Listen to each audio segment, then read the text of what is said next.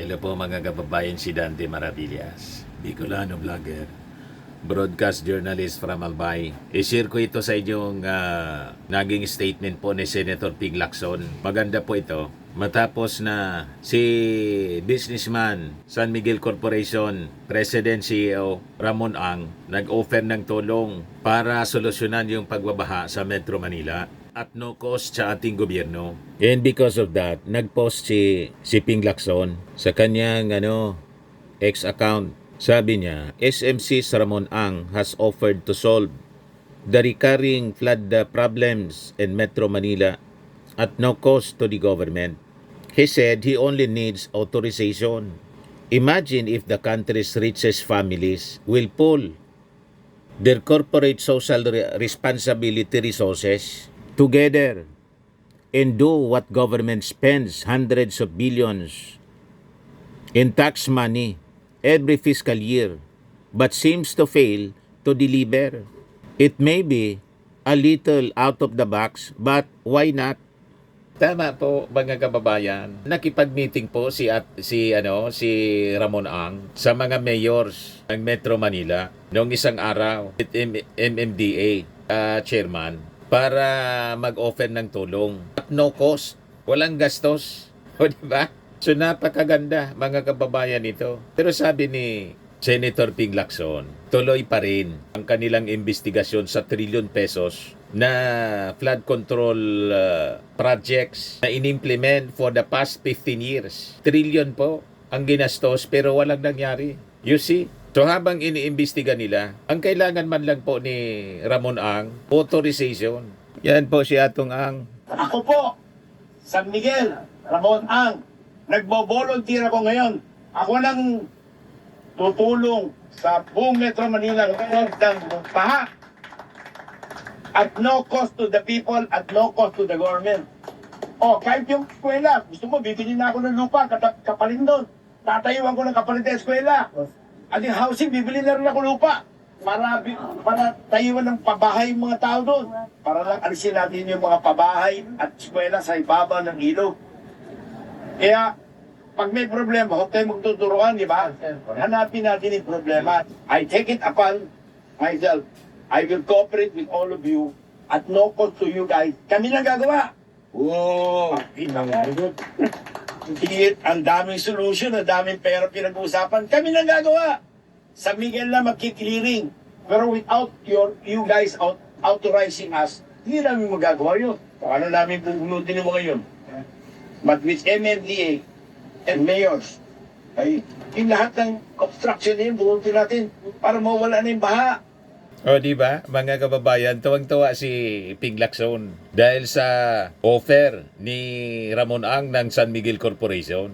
Yan sabi rito sa balita, Lacson poses private sector help in addressing floods, continues own probe in the ghost flood projects. Tuloy pa rin po ang investigasyon kasi trilyon-trilyon in the past 15 years ang pinondo po para sa flood control projects, walang nangyari. Lalong tumindi yung pagbaha mga kababayan. Kasi ang unang binaha mga kababayan, pero hindi tubig, yung bulsa buma ng cash. Yung bulsa ng mga contractors, siyempre kasosyo yung mga congressmen at mga local officials. Bumaha mga kababayan ng cash na sana ginamit sa pagsolusyon mga kababayan ng baha. Wala po. Nasayang mga kababayan yung trilyon pesos. More than 2 trillion in the last 15 years, sabi po ni Ping Lacson.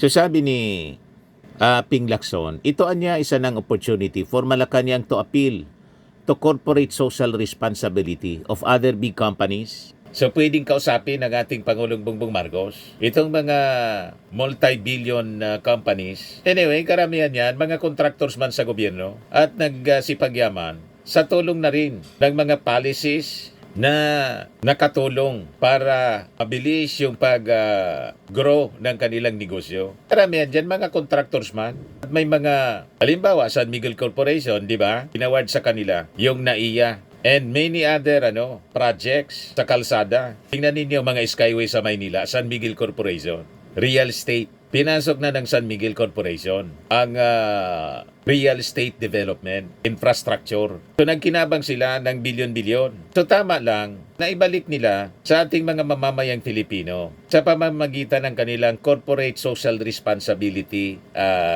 resources, sabi ni Ping Lacson.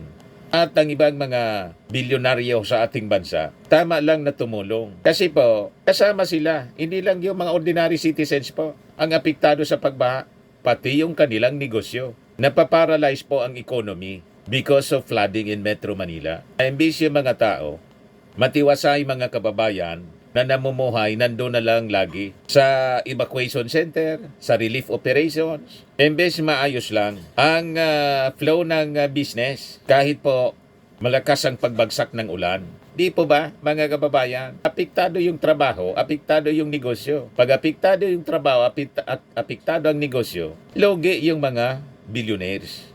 So panahon na tumulong sila, pero hindi man po pababayaan ng ating administrasyon yung una na sinabi ng ating Pangulo doon sa kanyang zona. Ipapaimbestiga talaga ito na mga sangkot sa korupsyon dito sa mga ghost projects, flood control projects sa Metro Manila. At iyon ang gagawin ni Ping Lacson. Yan ang sabi niya. In the meantime, Lacson said he is continuing his own investigation into failed and ghost flood control projects including new modus operandi involved.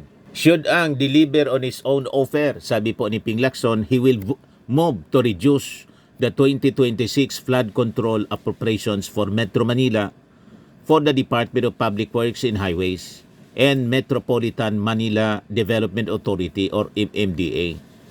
Lacson earlier pointed out that DPWH alone received more than 2 trillion in flood control, flood management allocation since 2011 but failed to solve the flooding problem.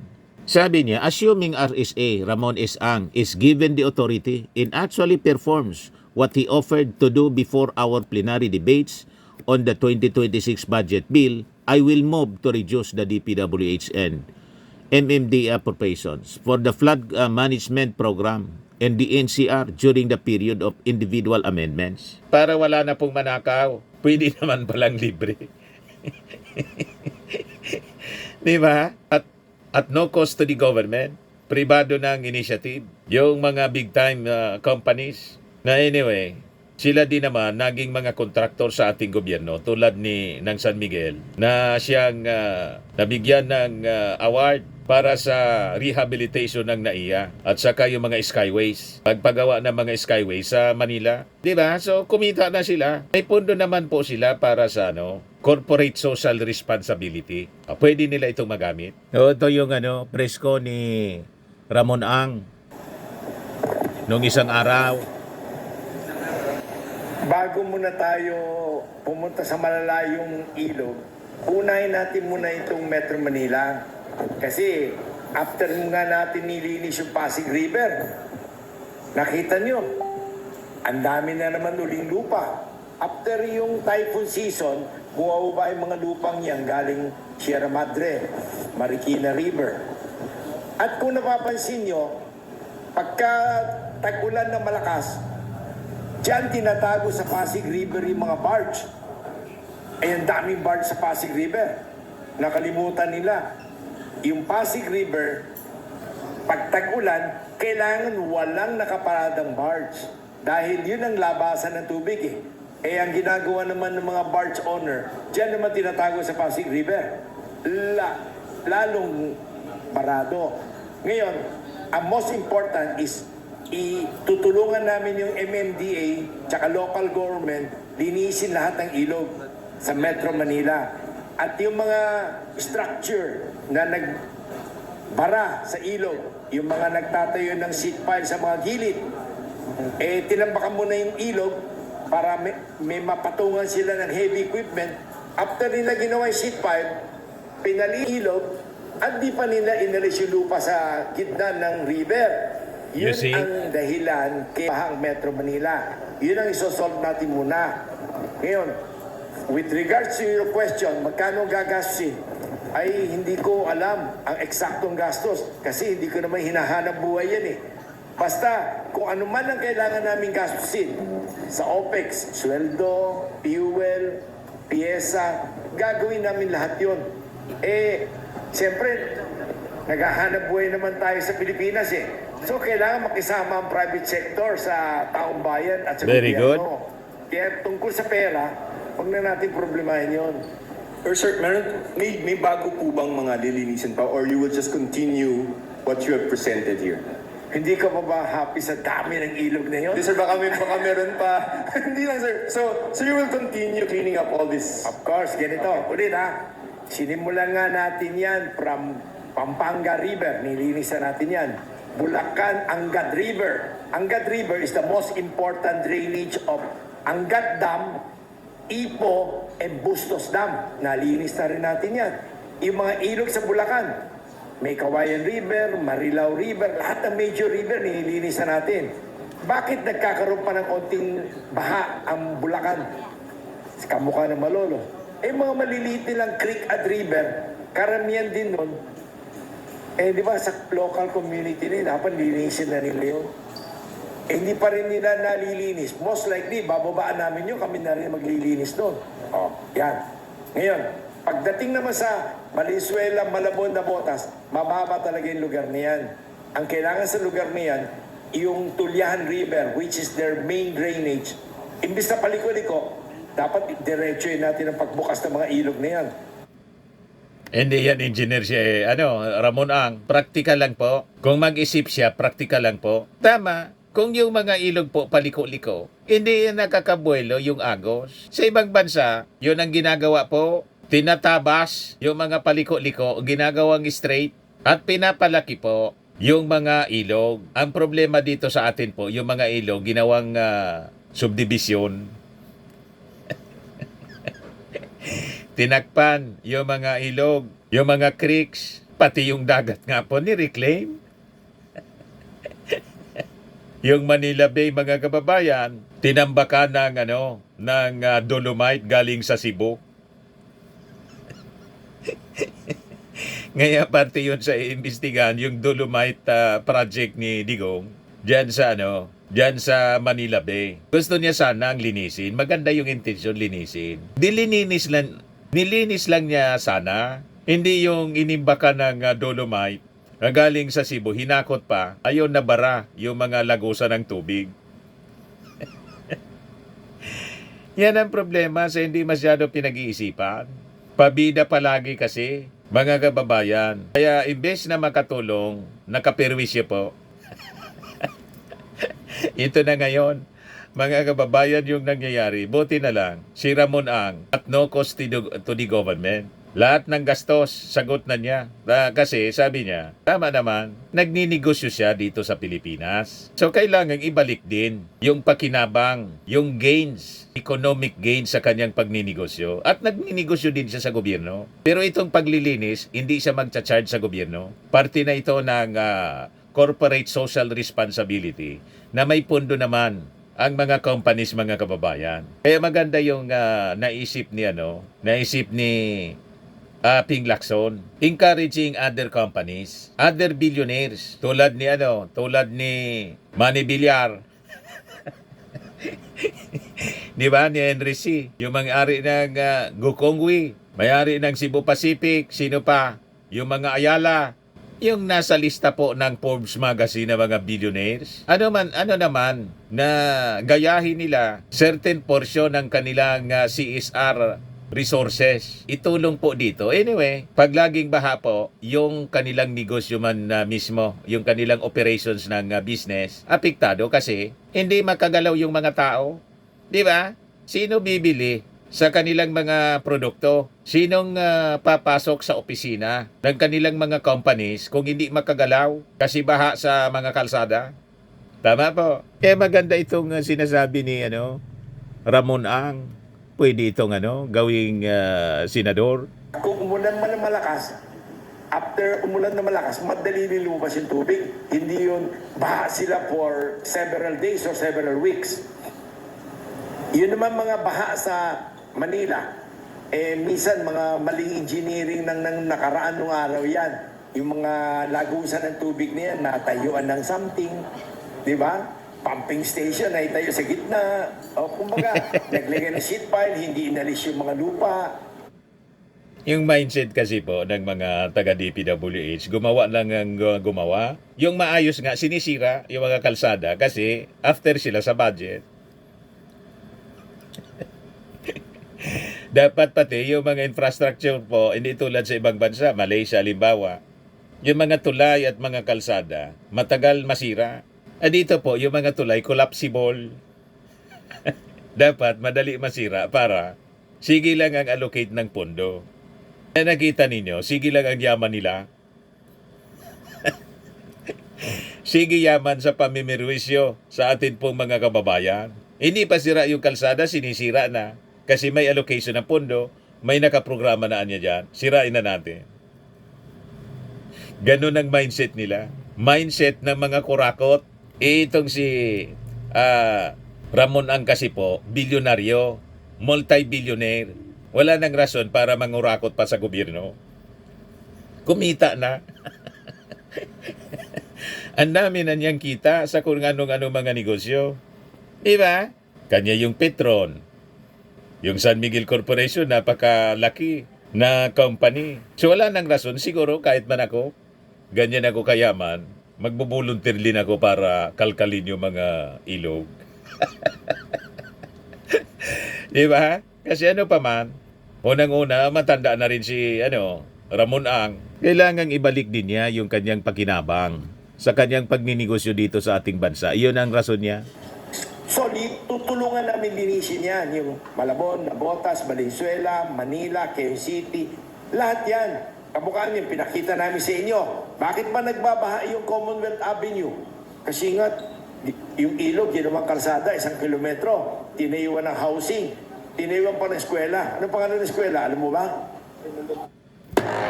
Nakalimutan mo yung pangalan eh. Kita mo? In short, yan mga yan, babalikan natin yan. Tutulungan natin yung local government to identify the problem and to solve the problem at no cost to the government. At kung after that, tingnan nyo, bababa naman tayo to Parañaque, Las Piñas, Muntinlupa, Laguna, di ba? Yung Cavite. Alam niyo ba yung tubig ng galing Cavite, bumababa yan sa Southwood? Pagbaba nun, binabaha niya na yung buong South Luzon Expressway hanggang Laguna. Kita niyo yun. Nasolve namin yung baha sa South Luzon Expressway. Tingnan niyo yung baha sa Ninoy Aquino International Airport. Every year yan. Chest height ang tubig. Bakit niyo yun? Walang baha. Dahil nilinis na natin yung mga ilog. Pero yung mga Pilipino, pinagtatawanan lagi ang Pilipinas. Pag may baha, nilalagay sa TikTok. Oy, baha ang Pilipinas, baha. Bakit di nila ilagay sa TikTok? Nagbabaha yung Singapore Airport, chest height. May 4, 2024. Kasi yung mga Singaporean, mahal nila yung bayan nila eh. Hindi nila... Mahilig tayo yung mga kamalian natin, yung mga pangit sa atin, excited tayo. Yan ang mindset ng mga Pilipino. Mindset ng mahirap, yung mga kasiraan. Yun ang mahilig natin na ipangalandakan, tulad ng ginagawa ni Sara. Bangag, bangag, bangag. Butod, butod, butod. Ngiwi, ngiwi, ngiwi. Yan ang mga supporters ni Sara. Hindi tinitingnan yung magandang ginagawa ng ating Pangulo. Ang daming magagandang ginagawa, tinatakpan nila ng mga intriga, paninira. Walang ganong gawain ang ibang lahi po. Tulad sa Singapore, yung mga nakita nila na mga mali, hindi na nila pinapangalandakan kasi kasiraan nila yun. Tayo, yung mga Islams dito, yun ang ginagawa nating pelikula. Mindset of the poor. Tingnan ninyo sa Japan, tingnan ninyo sa sa South Korea. Hindi na nila yun ginagawa. Sa mga movies, yung mga Islams, yun ang ipapakita, yung mga pangit. Ang ginagawa nila sa mga film, sa mga pelikula, yung kanilang mga magagandang lugar, yun ang pinifeature nila para ma-promote yung bansa. Dito, pag may krimen, ipapangalanda ka na. Nakakatakot na niya dyan sa Pilipinas. Patayan dito, patayan doon. Hindi na niya ligtas yung yung maglakad ka ng gabi. Kaya nga ako, sa mainstream media, ganun din. Lahat negativities. ang binabalita. Kaya kahit ako noon, mga kababayan, takot akong lumuwas ng Maynila, maglakad sa gabi. Nung pabalik-balik na kami sa Maynila, kahit 3 o'clock umuwi kami ni Mrs., wala man pala problema. Kasi yung laging binabalita ni Kabayang Noli sa TV Patrol, yung mga police reports ng saksakan sa Tondo, snatching, barilan. Pero pag napumunta ka sa Maynila, tahimik man. Di ba? Yung anak ko nga, nagtapos sa Maynila, yung bunso ko, mag-isa. Safe man. You see? Yun kasi yung mindset natin. Lahat ng kasiraan, yun ang gusto natin binabalita. So we have to learn from the mindset of the rich people tulad ni Ramon Ang. Ano sabi niya? Binabaa din na niya sa Singapore, kailangan niya, hindi nila binabalita.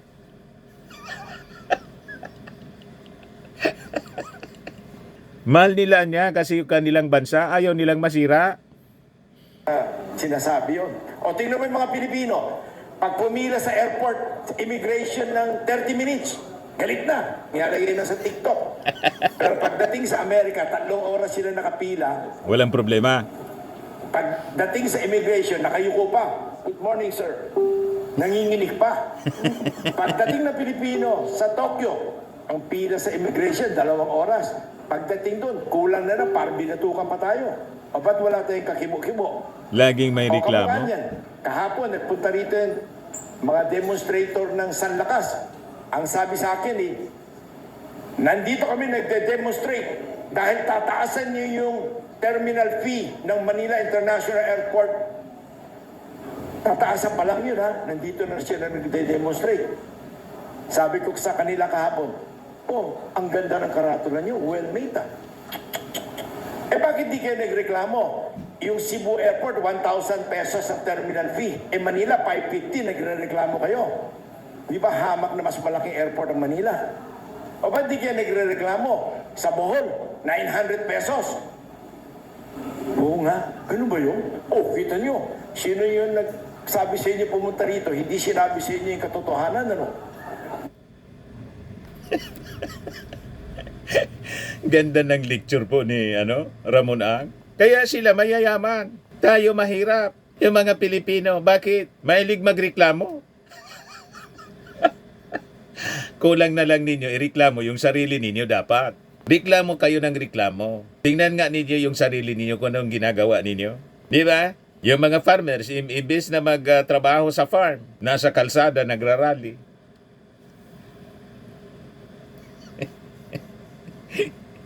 Walang ganong mindset. Ang mga mayayaman, solution-oriented sila, mga kababayan. Tingnan niyo si Ramon Ang. Kaya siya mayaman. Yan ang dapat na mindset na dapat ma-acquire natin po para umasenso sa buhay. Ituloy natin ang lecture ni Ramon Ang para matuto tayo. Kita nyo, ang Pilipino madalas ganun di ba? Alam mo ba ako, kabayan, yung Clark, 850 pesos ang terminal fee. Manila, 550, galit na galit kayo sa akin. Sabi niya, hindi ko papayagan increase niyo yung rate ng Manila. Kamukha ng parking, ginawa mo mahal. Sabi ko, hindi ba naging mahal yung parking fee overnight, naging 1,200? This is to discourage yung mga non-traveling passenger. Pero pag ikaw ay travelers ka o piloto, special discount yun. Ganun ba yun? Ito nyo, hindi nyo alam.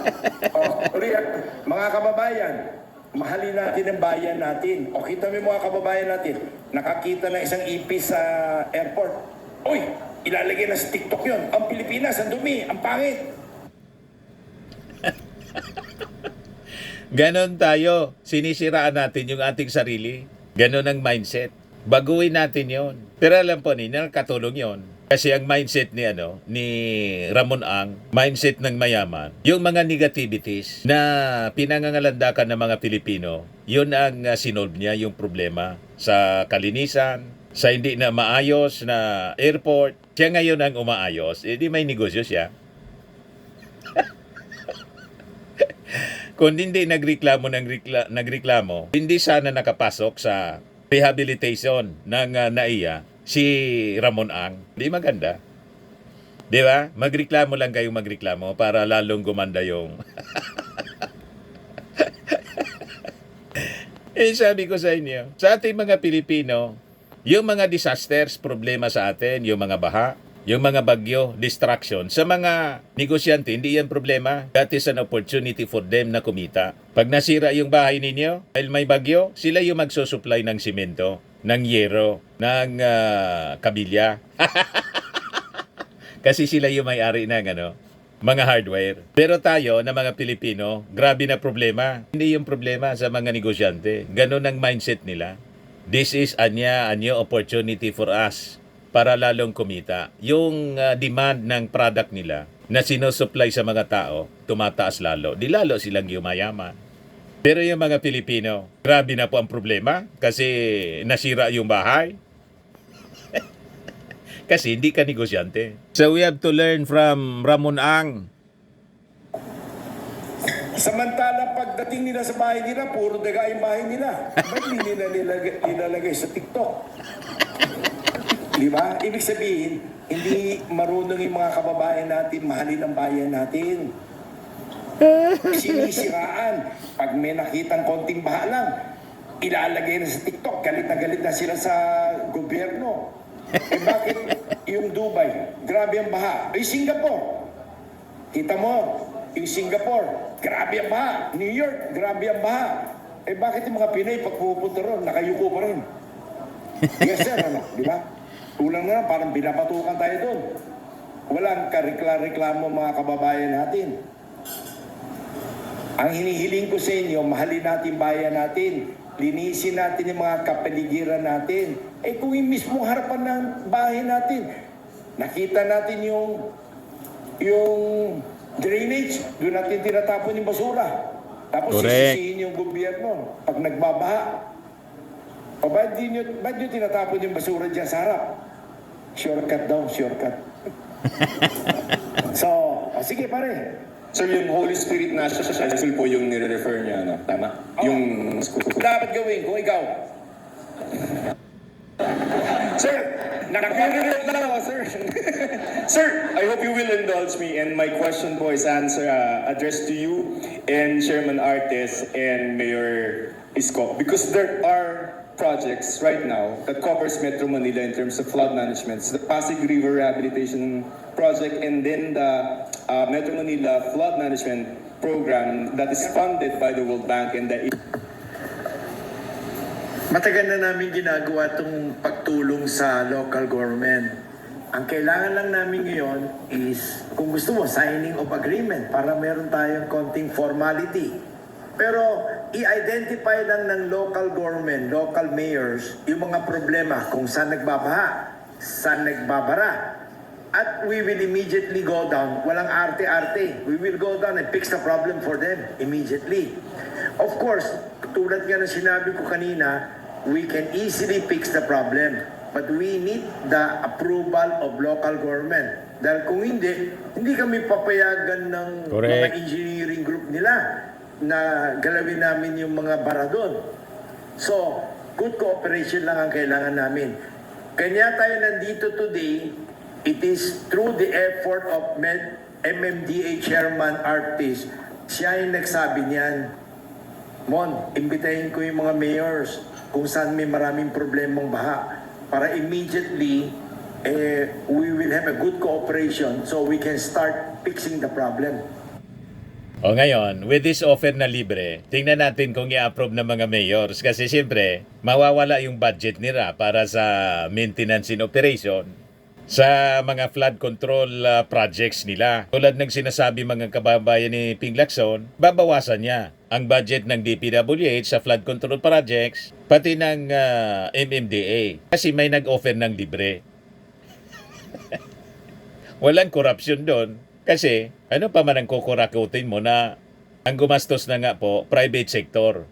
Si Ramon Ang. O ngayon, zero ang kita ng mga mayors, tapos ng mga engineers. Di ba? Kasi pinagkakakitaan nila. Ang mga pagbaha sa Manila, yan ang pinagkakakitaan nila. So, tingnan natin kung mangyayari ito. Walang magkukontra. Kasi inimbita po ng MMDA yung mga mayors na ang kailangan man lang, sabi ni Ramon Ang, kooperasyon nila. Without the cooperation ng city government, hindi sila makagalaw siyempre. Eh, siyempre naman, si chairman nagsabi. Nanginginig pa ako, nandito ako kagad. Salamat po. Follow-up lamang po. Kanina po, di ba, nag-announce kayo that you will volunteer to solve the problem in Metro Manila. We posted the video online sa ABS-CBN platform. Maraming natuwa, maraming nag-thumbs up po sa inyo, pero meron din mga reactions na ang kanila pong naalaala ay yung pangako daw po ninyo sa Bulacan sa pag-construct ng airport there na hindi po babaha. Ano po ba talaga ang naging problema somewhere in Bulacan? Bakit meron pa rin yung pagbaha? Magaling na tanong yan, tuwan-tuwa ko dyan. Alam mo, may mga nagpo-post kunyari na yung Bulacan Airport will cause flooding. So ang ginawa natin, para walang argument, naglagay tayo ng water level gauge around the Bulacan Airport. Alam niyo yung Bulacan Airport is like an island. Dati pong pispan to at dating rice land. Kanya ang swerte nito, that airport project is surrounded by Marilao River and Mekawayan River. Naglagay po tayo ng water level gauge. Hindi ho tumataas ang tubig doon. In fact, bumaba ang tubig. Dahil din-rates natin lahat ng ilog doon up to Manila Bay. Ngayon, may baha sa may San Miguel, Bulacan. Airport ang may kasalanan yan. May baha sa Pampanga, Tulaog Bridge. San Miguel, Bulacan ang problema niyan. Ngayon, nandito yung mapa. Nasaan ba yung Pampanga, Tulaog Bridge? Ang layo po niyan. Nasaan ba yung sinasabing San Miguel, Bulacan na baha? Nako, malapit sa Doña Remedios Trinidad yun, sa may bundok. Alam niyo, may mga kababayan tayo na siguro malapit sa mga competitor ng airport. Mga empleyado na nagmamahal siguro sa kanila, na naninira, na sinasabing, kamukha niyan. Di ba kanina kinuwento ko, nagpunta rito, nagrally kahapon yung certain troops ang lakas. Galit na galit sila dahil tataas daw yung airport terminal fee. Sabi ko, bakit tataas pa lang nagra-rally na kayo? Bakit di kayo nag-rally nung tinaasan yung rate ng Clark to 900 pesos? Yung Cebu Mactan, 1,000 pesos. Yung Bohol, yung lahat ng airport tumaas na, pati Kalibo. Bakit ito hindi pa tumataas, nagra-rally na kayo? Ano ibig sabihin nun? Di ba meron nag-convince sa kanilang magsalita ng ganon? Di ba maliwanag yun? So, kamukha niyan. Bibigyan kita ng example. Nagpunta rito, nag-rally din yung grupong yan. Miguel Power Plant ay madumi. Dahil may court-filed power plant kayo. Sabi ko, binabaan ko. Ako mag-isa. Tinanong ko, alam niyo ba kung ilan yung coal-fired power plant sa Pilipinas? Yung mga kumpanyang yan. Ito. 8 yung kumpanyang yan, bakit dito kayo lagi nagpupunta? Hindi ba? Hinire kayo ng kung sino. Bakit kami na nga pinupunta niyo? Bigyan niyo kami ng example. Which other office or company did you win? Hindi sila makasalita. Baka hindi nila alam yung address, ano? Kamukha niyan. Nagtatayo lang tayo ng LNG, Liquefied Natural Gas Power Plant sa Batangas, expansion lang. Biglang naglabas na naman ng news yung isang grupo. Yung Ilihan, Batangas, pinapatay na lahat ng isda doon. Hindi nagpunta ako. May 10 perasong isda nakalatag. Tinanong ko yung mayor sa barangay, meron ko record nun. Sabi ko doon sa barangay, saan galing yung isdang yan? Boss, wala namang ganong klaseng isda rito. Saan kaya galing to? Tsaka galing sa Maynila kagad yung mga media pumunta rito sa Batangas. Dapat local media muna o dapat kami magreklamo na may fish kill. Sabi ko, bakit nagkaganon? Boss, meron nagpupunta nga rito eh. Inuudyukan nga kami. Competitor din yon. Now you know, inuudyukan po, negosyo din nila yung mag-rally. You see, pagkakababayan, So abangan na lang natin kung papayag yung mga mayors na yung pag-sosolve sa problema sa baha, libre na. Si Ramon Ang na ang gagawa ng solusyon. Na ang consequence nito, wala nang negosyo.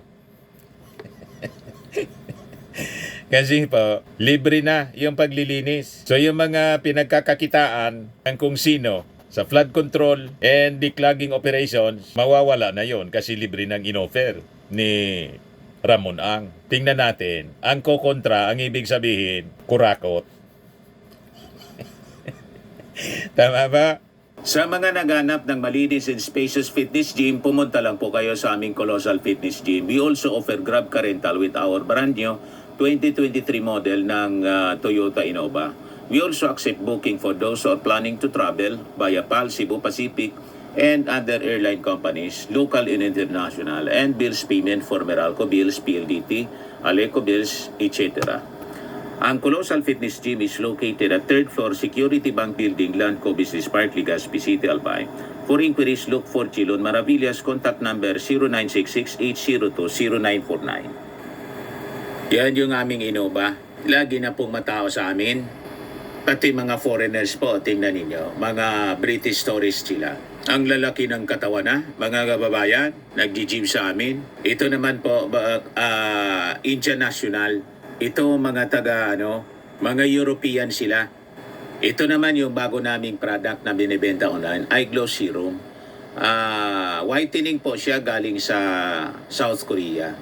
Tingnan ninyo yung epekto sa aking anak na architect entrepreneur, Riz Maravillas. For inquiries, look for Riz Maravillas on FB. Ito naman po, Firmax Firming and Lifting Cream. Pinapahid po ito sa mga pulses and affected area. Mainam po ito sa mga pains at paninigas ng mga kaso-kasuan. Ito po, Automax Radiant Serum. Sa mukha naman yung application. Anti-aging po siya. You will look 10 years younger than your age. Ito naman po yung bago naming product na binibenta online. I am Worldwide Amazing Pure Organic Barley Powdered Drink Mix from Australia. Endorsed by cancer survivor actress Maritoni Fernandez. Sa mga gustong mag-negosyo nito, avail po ninyo. May promo po sila. Ayan o. Last day na ngayon ng promo. Solid deal. I-message lang po ninyo yung aking anak na architect entrepreneur. Open sa lahat ng gusto ng side hustle. Businessmen, OFWs, professionals, housewives, and even students. Ayan o.